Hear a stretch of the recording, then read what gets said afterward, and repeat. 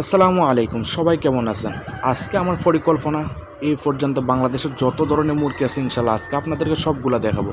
আমরা প্রথম যেটা দেখছি সেটা হচ্ছে আমাদের একটা বাপ কুচিং, পৃথিবীর মধ্যে সবচেয়ে গোলাকৃতি মুরগি।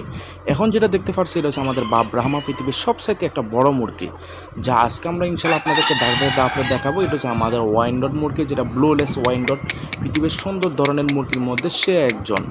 এখন আমরা যে মুরগিটা আপনাদেরকে দেখাবো সেটা হচ্ছে আমাদের খামারের সবচেয়ে একটা ময়ূরের বিশিষ্ট যে মুরগিটা, সেটা হচ্ছে আমাদের বাফ জাপানিজ ব্যান্থাম, যেটা যার বৈশিষ্ট্য হচ্ছে পৃথিবীর মধ্যে সবচেয়ে ছোটো মুরগি এবং কি ময়ূরের মতো লেজটা থাকে সর্বক্ষণিক।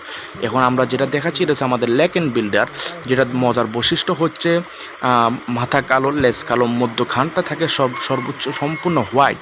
এটা বাংলাদেশের নতুন আসছে, যেটা সৌন্দর্য বলে বোঝানো যাবে না।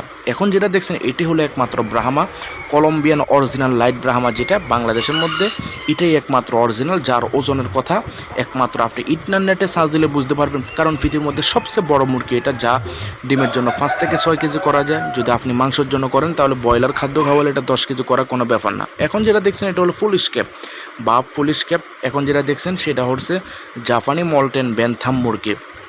এবার এখন যেটা দেখছেন এটা হচ্ছে বাপ কুচিং। তারপরে আমরা দ্বীপে আপনাদেরকে দেখাবো। এখন যেটা দেখছেন হোয়াইট টপ ফুল স্কেপ। আমাদের মূল কথা হচ্ছে যে আমরা মূলত এইভাবে আপনাদেরকে অ্যাডভার্টাইজের মাধ্যমে বোঝানোর জন্য দিই। আলহামদুলিল্লাহ আমাদের কাছে বাংলাদেশের অ্যাভেলেবেল জাতের মুরগি আছে। যদি আপনাদের কারো চয়েস হয় আপনারা অবশ্যই আপনারা আমাদের খামারে আসবেন, ভিজিট করবেন। আমাদের খামার হচ্ছে কুমিল্লা 14 গ্রাম চিওরা রাস্তার মাথা বললে হবে। কুমিল্লা 14 গ্রাম বাজার থেকে একটু সামনে চিওরা। আপনারা চাইলে আমাদের খামারে ভিজিট করতে পারবেন এবং কি চাইলে আপনারা ভিডিও করে দেখিও মাল নিতে পারবেন। পছন্দ করি বাংলাদেশের দূর দূরান্ত প্রত্যেকটি জেলায় বাসের মাধ্যমে পাঠানো যাবে।